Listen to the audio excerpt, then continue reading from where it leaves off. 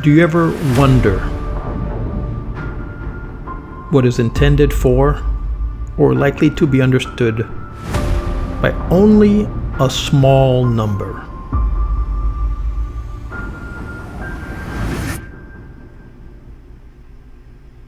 The traditional beliefs, customs, and stories of a community.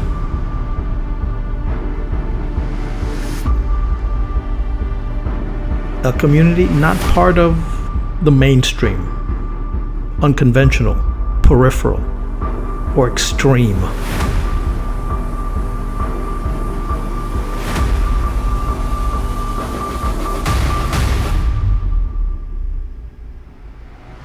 Part of an anthology, a published collection of poems or other pieces of writing.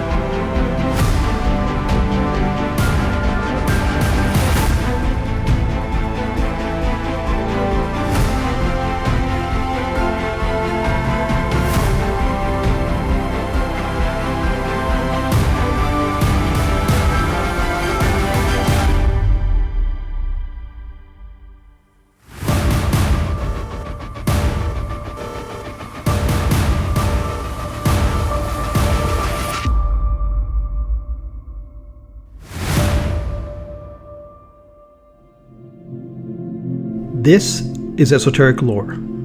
I'm your host, Edward Aponte, where I push you to ponder the fringes of folklore.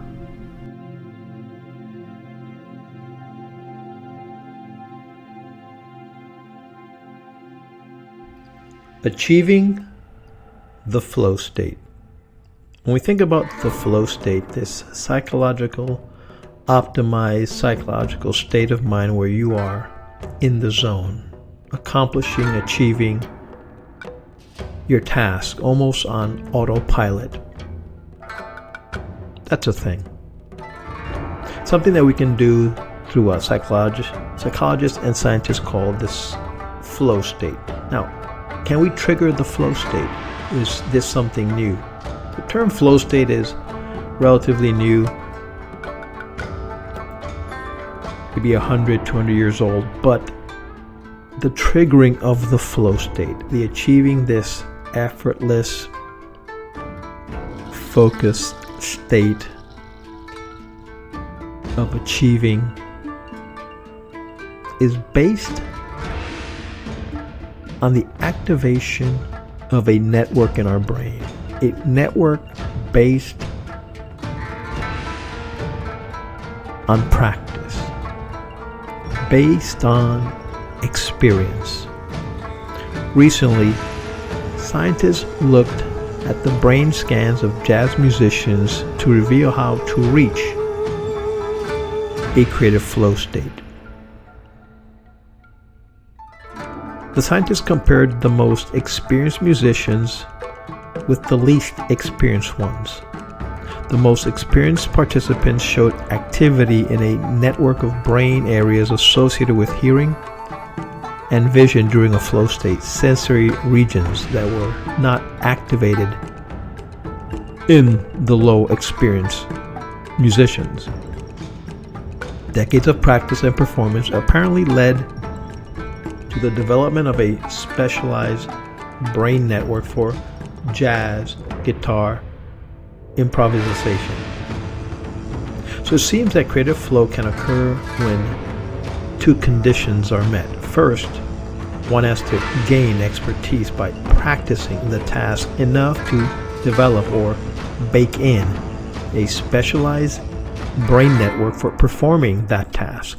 Second, one must release conscious control so the specialized network can take over and produce ideas on autopilot without the performer overthinking what they are doing or becoming overly self-conscious.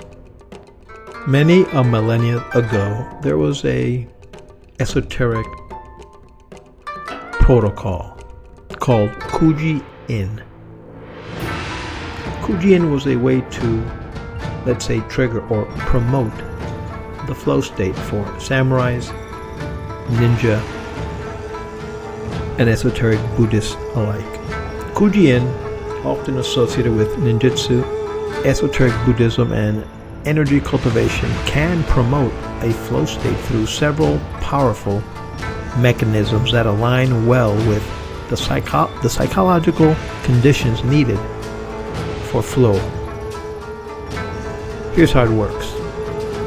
Let's begin by generally defining what is Kuji-In. Kuji-In is a series of 9 symbolic hand mudras, mantras, and mental visualizations. Each kuji or syllable corresponds to a spiritual or psychological principle like strength, intuition, or harmony, forming a sequence aimed at inner empowerment and focus. Flow state, as described by psychologists, is a state of deep immersion where action and awareness merge, time distorts, and performance peaks. Here's how Kuji-In helps get you there. Number 1, intentional focus or concentration. Each Kuji-In ritual requires a mudra, that's a hand posture, a mantra, a sacred syllable or phrase, and thirdly, visualization, energy, color, or deity. This triad demands total presence, locking your intentions into a narrow field, perfect for initiating flow. Number 2, challenge, skill balance. Kuji-In is both structured and flexible. Structured, you follow a precise sequence like martial arts, kata, or yoga. And flexible, you deepen your mastery with time, increasing complexity in visualization, energy work, or breath control. That sweet spot between difficulty and skill level is one of flow's core ingredients. Thirdly, clear goals and feedback. Each kuji has a clear intent. Example, Rin is about strength, Sha equals healing, and practitioners often report felt energy shifts, emotional clarity, or even visionary experiences. That's instant feedback, reinforcing immersion. Number 4, embodiment and ritual. The use of physical mudras, synchronized breath, and mantras tap into bodily intelligence. This creates a deep sense of integration between mind and body, a flow state hallmark. Number 5, loss of self-consciousness. The repetitive rhythm and symbolic meaning behind each kuji often moves practitioners beyond ego into a transpersonal or meditative state where the self dissolves and only the action remains. What is Kuji-In's neural and energetic impact on the flow state?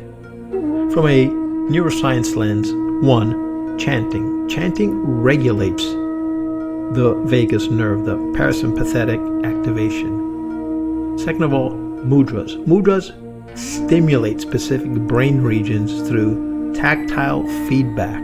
Thirdly, focused visualization activates the default mode network, reducing mental chatter. Energetically, it is said to harmonize chakras and cultivate chi or prana, deepening presence and vitality. Kuji-In promotes flow by narrowing attention, that's focus, balancing skill and challenge, that's growth, offering clear purpose, that's motivation, engaging the body and energy, that's integration, and finally moving beyond the ego, that's transcendence. That's how you achieve the flow state using Kuji-In. So what scientists are discovering is what samurai warriors have been practicing for centuries, and that is how to develop and deploy your expertise on demand. That is flow state, according to Kuji-In. Everyone knows that you must put in a great deal of practice before you can become fluent at something. The other key ingredient, however, is metacognition, or awareness of how you are thinking. Once you've put in the work, achieving flow relies on learning when to stop overthinking and macro-managing what you are doing and let your expertise take over. During a flow state, whatever you create or achieve will be your best work, and you will have enjoyed the process.